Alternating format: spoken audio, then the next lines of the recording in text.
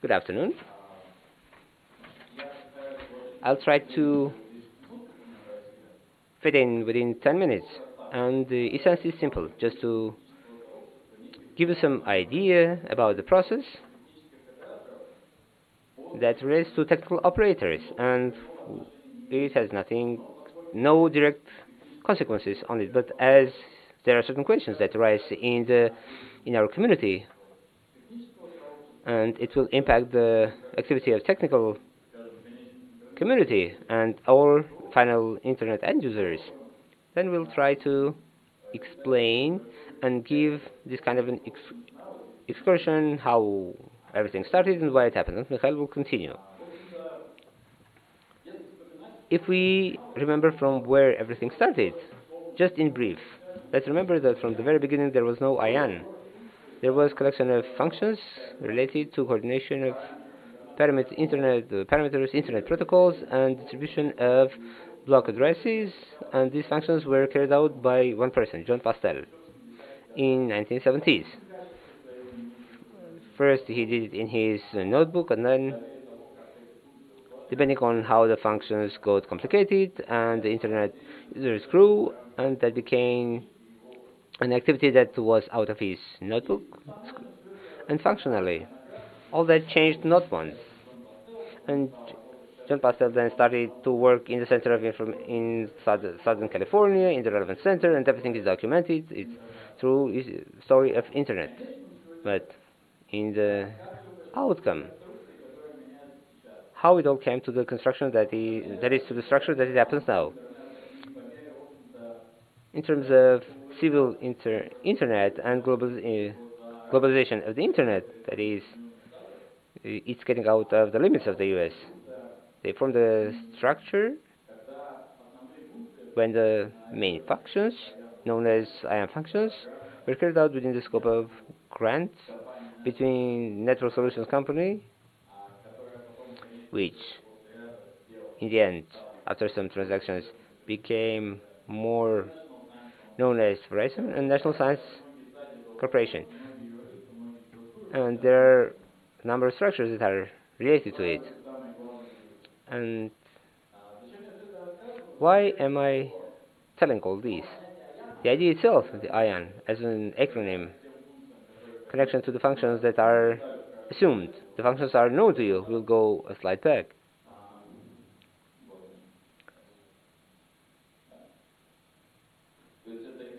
It's registration and support of Internet Protocol parameters, administration of file root zone DNS, distribution of IP addresses, management of domain of upper level. These functions.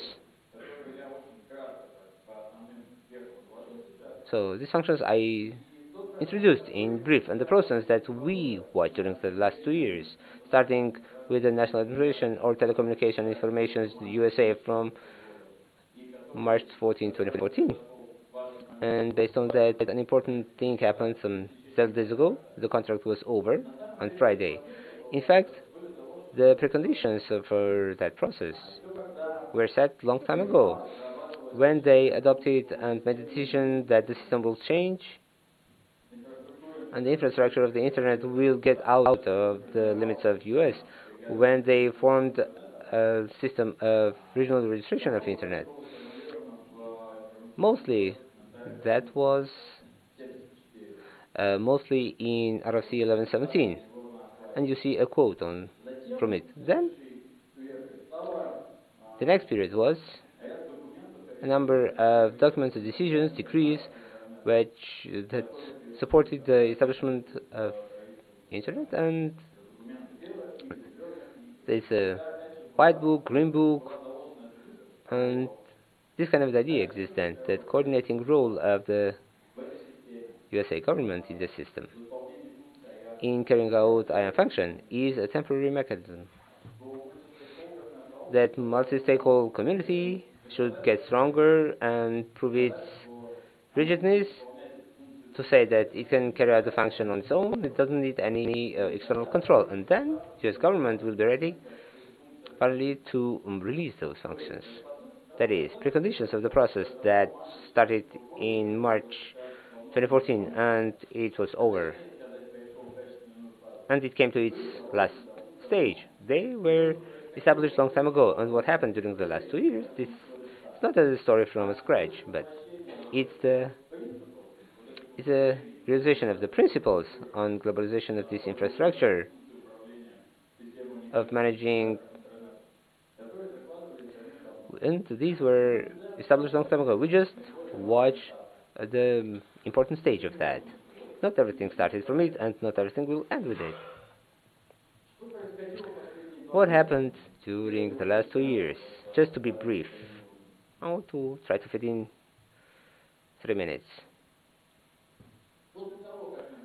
After the National Administration on Telecommunication Information of US declared that the process is being launched, a number of working groups were established, including the community. Huge amount of work was carried out in developing various proposals. That is, a serious bureaucratic process was established, and how it ended. They realized the idea. We can say distribution of IANA functions. The function of names. Now, I'm quoting what happened as of March 2016.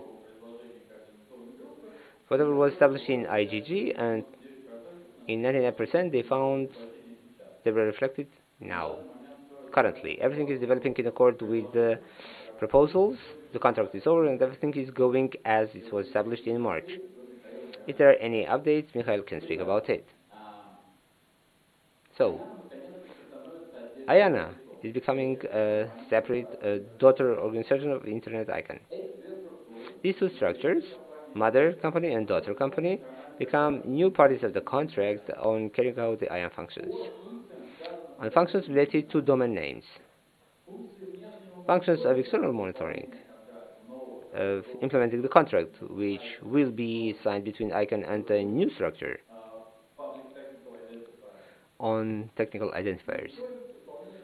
Monitoring of the contract will be carried out by special structures, customer standing committee, and settlement of debates will take place by the relevant body.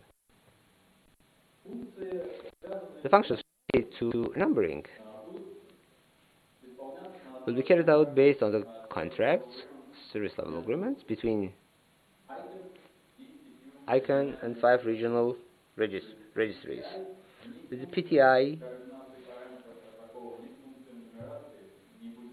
will not have any relation to this PTI and numbering, this kind of a distribution of functions.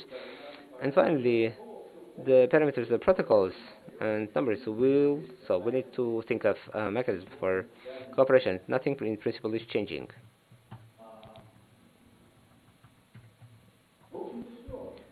This much, but this is something that you might know. I'll try to sum up, and this is how it impacts on the activity of the operators. I'll finish this phrase, and there's no way it impacts. How it impacts on the activity and the end users of internet? No way. In no way. The thing is that the process itself is kind of a change in the scheme of ULIT attached to the functions, and part of the function of names and in other functions. All the created things remain under the American jurisdiction, and all the signed contracts are based on the cooperative base in the state of California. That is a step to change the functions, to exclude the government of US in it, but the jurisdiction itself of these structures, a jurisdiction of business processes, technical processes that happen, they still, the American jurisdiction is still there, and it's under the American jurisdiction. We are speaking about a serious step forward, but not a full revolution, and it's not about like everything is taken out from the jurisdiction of USA. I will later continue.